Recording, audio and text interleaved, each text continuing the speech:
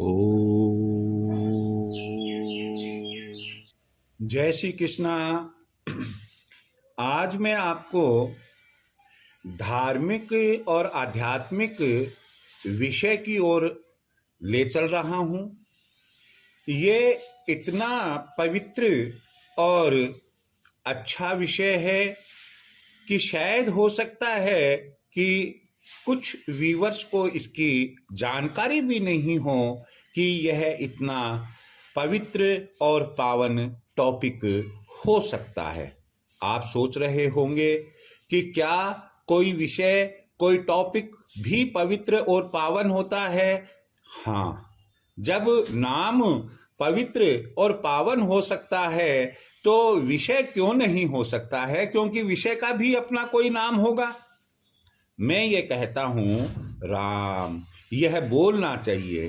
क्यों? क्योंकि पापों से मुक्ति मिलती है।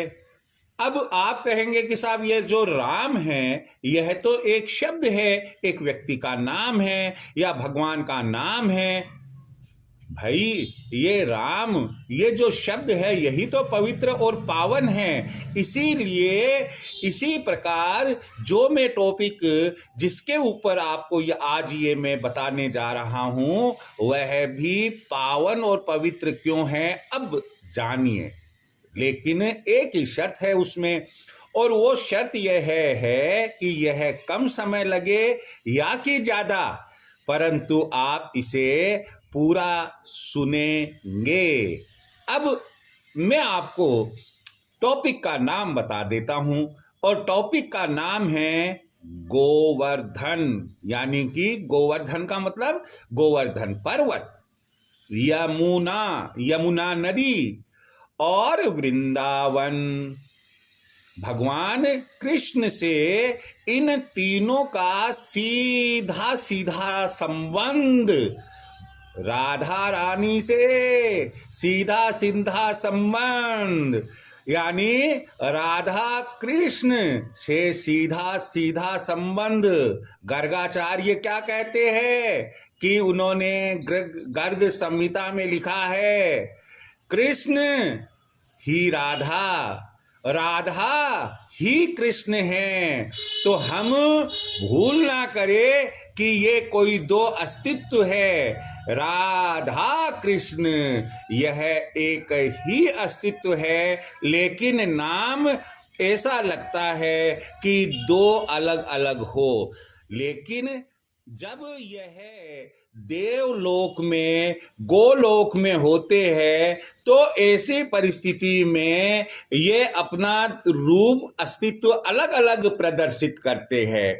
मैं अब आपको ये बताने जा रहा हूं कि इस टॉपिक पर अभी हम क्या चर्चा करने जा रहे हैं। इस टॉपिक पर हम ये चर्चा करने जा रहे हैं कि ये आखिर गोवर्धन, यमुना, वृंदावन ये पवित्र और पावन क्यों?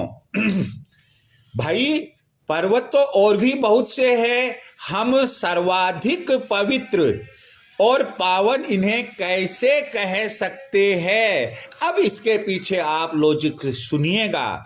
लॉजिक यह है कि भगवान कृष्ण जब धरती पर अवतार लेने वाले थे, उनका धरती पर 16 कलाओं सहित अवतार होने वाला था, तो गोलोक में उन्होंने देवी देवताओं के साथ वार्तालाप में कहा कि भाई अब मेरा समय पृथ्वी पर अवतार लेने का आ रहा है, मैं अब वहां जाऊंगा।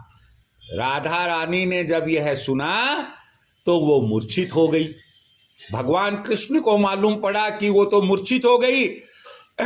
उन्हें जब होश में लाया तो पूछा, भाई क्या हुआ, कैसे हो गए आप मूर्छित? तो उन्होंने कहा कि हे कृष्ण, मैं आपके बिना यहाँ एक क्षण भी नहीं रह सकती हूं, आप जहां हैं राधा वहां है।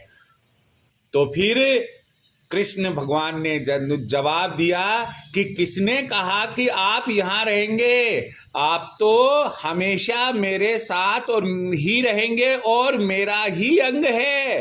कौन कहता है राधा कृष्ण से अलग है या कृष्ण राधा से अलग है? तो मैं अगर वहां अवतार लूंगा तो वहां आप भी होगी। जब ये बात राधा जी ने सुनी तो राधा जी कहने लग गई कि भाई देखिए ऐसा है। भाई नहीं बोलेंगे, प्रभु आपको एक बात मैं बताना चाहती हूं। प्रभु ने पूछा क्या बात कह रहे हो आप? तो राधा रानी ने कहा कि मैं तो तभी पृथ्वीलोक पर चलूंगी जब मेरे साथ 3 चीजें हमेशा रहेगी। ये 3 चीजें कौन कौन सी है? कृष्ण ने पूछा। हालांकि वो राधा रानी की सब बातें मन की जानते थे, लेकिन फिर भी पूछा कि आप बताइए। कहा कि एक तो ये गोलोक में जो गोवर्धन पर्वत है, इसे आपको पृथ्वी पर ले चलना पड़ेगा। चलो। दूसरा, क्या ये जो नदी बह रही है यमुना, इसे आपको गोलोक से वहां पृथ्वीलोक ले चलना पड़ेगा। चलो।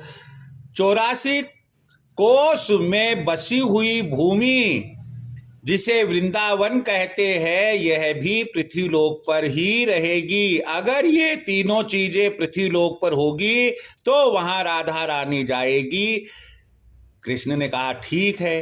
तो इस तरह से गोवर्धन पर्वत, यमुना नदी और वृंदावन यानी कि 84 कोस भूमि का पहले ही उन्होंने वहां अवतरण कर दिया, वहां भेज दिया।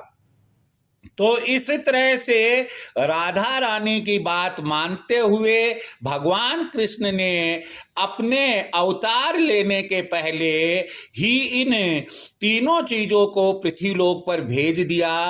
और आपको मैं बताऊं कि गोवर्धन पर्वत अन्य पर्वतों से बहुत भिन्न है। क्यों? क्योंकि अन्य जो पर्वत है वे भूमि से निकलने वाले लावे से बने हुए हैं। जब भी प्रचंड कुछ योग बैठा होगा कि प्रलय आया होगा और लावा पृथ्वी ने छोड़ा, उस लावे से निर्मित शिलाओं से पर्वत बने हुए हैं, सब जितने भी साधारण पर्वत है। परंतु गोवर्धन पर्वत की अगर शिलाएं आप देखेंगे तो वे साधारण पर्वत की शिलाओं से भिन्न हैं। दूसरी बात है कि गोवर्धन पर्वत अन्य पर्वतों की भांति भूमि से नहीं निकला है, यह तो ऊपर से गोलोक से आया है। अगली बात, इसका महत्व इसलिए भी बढ़ जाता है कि जब भगवान यहाँ अवतार ले रहे थे तो उनके साथ जो जितने देवी देवता थे वो किसी ना किसी रूप में यहाँ पृथ्वीलोक में आए। या तो गोप के रूप में आए, या गोपिकाओं के रूप में आए, या गायों के रूप में आए। और ना केवल वृंदावन की शोभा बढ़ाई उन्होंने, यमुना और गोवर्धन पर्वत की भी शोभा बढ़ाई। आज भी मान्यता है कि गोवर्धन पर्वत में नामालूम कितने देवी देवताओं का वास रहता है। इसलिए यह भी हमें धर्म ग्रंथों में पढ़ने को मिलता है। और हमारे जो बुजुर्गवार ये कहते हैं कि जब आप गोवर्धन पर्वत की परिक्रमा लगाए तो आप अपना मन पवित्र रखे, आप अपना प्रवचन, आप अपना भाषण, आप अपने वार्तालाप, आप अपनी जिह्वा, आप अपनी वाणी पर नियंत्रण रखे और उस समय केवल और केवल धर्म से संबंधित बात करे, अध्यात्म से संबंधित बात करे, भगवान के संकीर्तन की बात करे और उन्हीं के अवतारों से संबंधित आप बात करें। क्यों? क्योंकि गोवर्धन पर्वत में जो देवी देवता वास कर रहे हैं, गोवर्धन पर्वत के वो देवी देवता और गोवर्धन पर्वत आपके विचारों से अवगत हो रहा है। इसलिए कदापि आप कोई अन्यथा बात गोवर्धन पर्वत की परिक्रमा लगाते समय नहीं करे, अन्यथा पुण्य की जगह आपको पाप का भागी होना पड़ता है। इसलिए यहां जो मैं आपको बताने जा रहा था वह यह कि गोवर्धन पर्वत, यमुना नदी, जहां आपने देखा कि कालिया नाग का मर्दन किया था भगवान कृष्ण ने, वह यमुना नदी, और वृंदावन जहां की मिट्टी को भी हम रज कहते हैं और वहां इच्छा होती है कि हम लोट पलोट खाएं, यानी कि गुड़कते रहे सोकर और अपने पूरे बदन को उस रज से लथपथ कर ले, ताकि हमारे सारे के सारे पाप उस रज से धुल जाएंगे। तो ये सब के सब बड़े ही पवित्र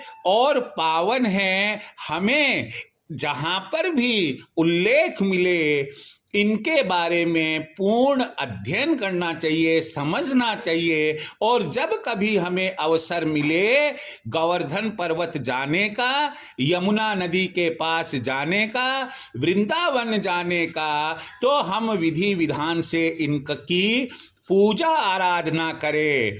गोवर्धन पर्वत से तो संबंधित बहुत सी घटना कर्म भगवान कृष्ण के अवतार के बाद की छुपी हुई है और हमें गर्ग ऋषि द्वारा लिखी हुई गर्ग संहिता